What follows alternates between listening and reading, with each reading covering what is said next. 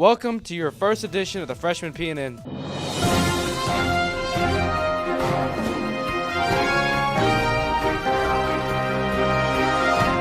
Your first segment this week will be me with your national sports.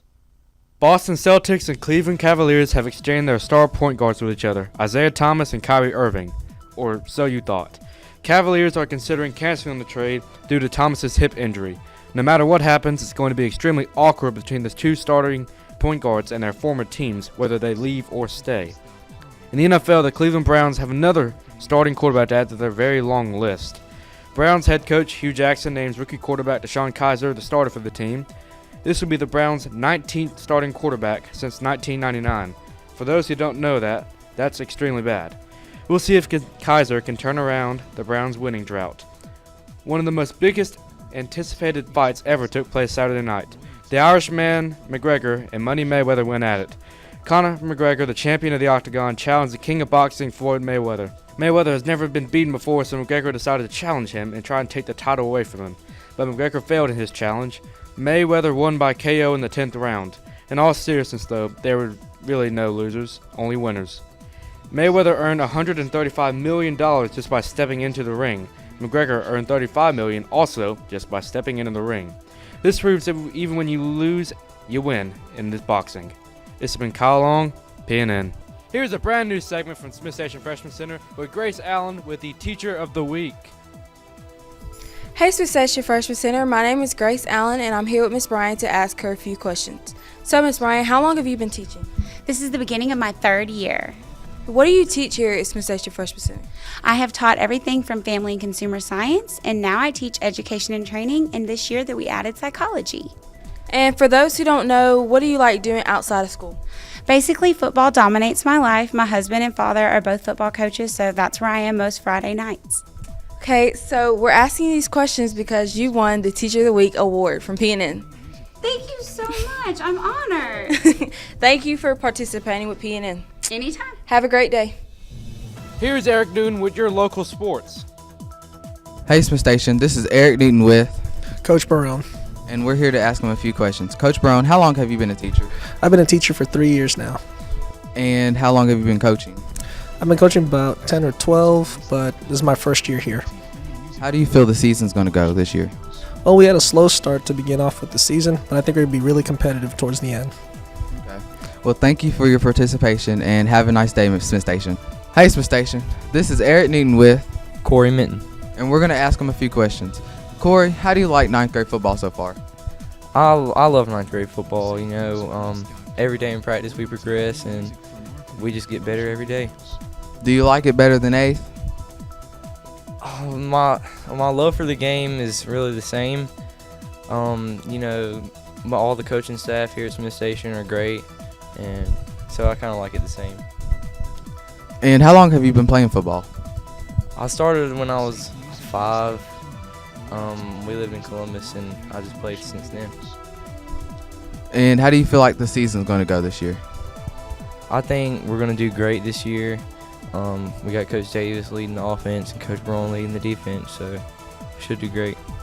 Here's Madison Overby with your club news. I'm Madison Overby, and today I'm going to be talking about clubs around the Freshman Center. First, I'll be talking to Coach Corona about clubs. Coach Corona, what's your club? We do long games. We go outside, we play ladder toss, cornhole, beanbag toss, things like that. What's your goal for the club? My goal is to get the kids outside. Being in this one building, we don't really go outside, so get them out there running around, get them dirty, things like that.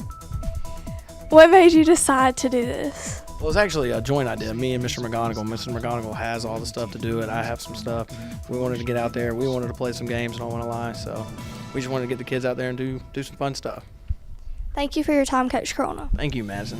This has been Madison Overby and Coach Corona. PNN. I'm Madison Overby, and today I'm going to be talking to Hannah Petty about her clubs. Hannah, what clubs are you in? FBLA and FCCLA. What activities do you do in these clubs? We haven't really done anything yet. We're going to be going on field trips in FBLA, and we're going to be doing embroidery in FCCLA. That's cool. So do you enjoy it this far? So far, yeah, I like it. Okay, thank you, Hannah. This has been Madison Overby, PNN. I'm Madison Overby, and today I'm going to be talking to Morgan Fellaini about her clubs. Morgan, what clubs are you in? I'm in zoology and travel club. What activities have you done so far? We've mostly just been going over like field trips and t-shirt times. Do you enjoy it? Yes, kind of. This has been Madison Overby and Morgan Fellaini. I'm here with Miss Stevens to ask her some questions about her club. Miss Stevens, what is your club? I sponsor student council with Coach John. What activities will your club do? We participate and help sponsor the student faculty basketball game. We help to sponsor the Backwards Beauty pageant. We do a veterans breakfast every year. We participate in homecoming, as well as collecting money for fundraisers by collecting money at the parking lots before varsity football games. What is the goal of the club?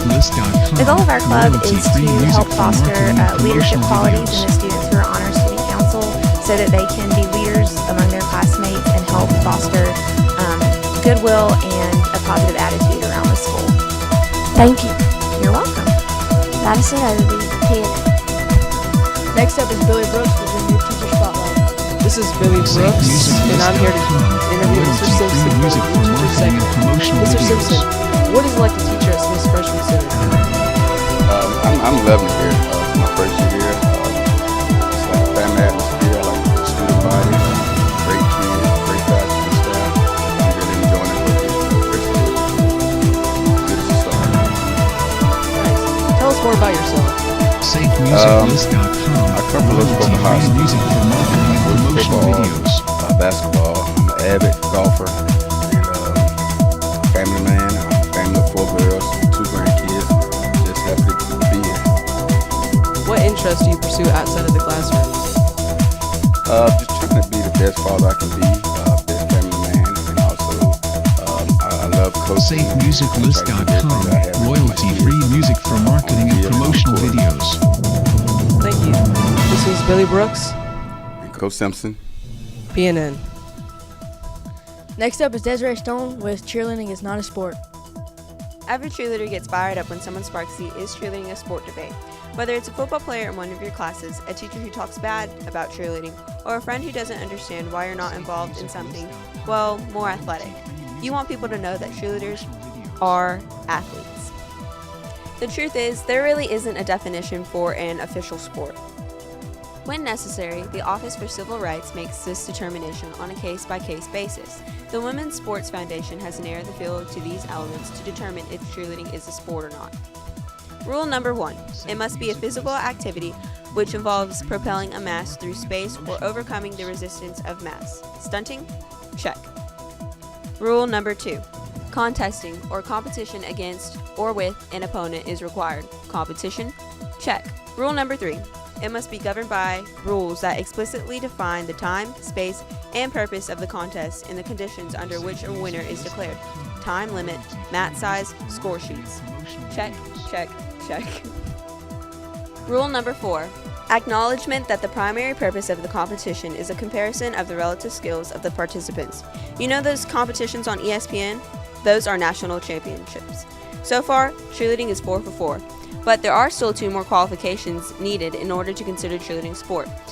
The Women's Sports Foundation makes it clear that any physical activity in which relative performance can be judged or qualified can be developed into a competitive sport, as long as the physical activity includes the above defined elements and the primary purpose is competition versus other teams or individuals within a competition structure comparable to other athletic activities. Here is Sydney Stringfellow with your Smith Station Freshman Center dress code. Hey, this is Sydney Stringfellow here with Mrs. Molinex. And today we're going to ask her a question about the dress code. So, Miss Molinex, is this outfit appropriate for school? No. Okay, thank you. Here's Ansley Flournoy and Sydney Stringfellow with the Hot or Not Fashion of the Week. Hey, I'm Sydney. And I'm Ansley. Today we're here to talk about what's hot and what's not. I'm here with Reagan Gunner to see what's in style at school. Reagan, what do you think of this outfit? Not. What about this one? Hot. Thank you. This has been your latest edition of PNN.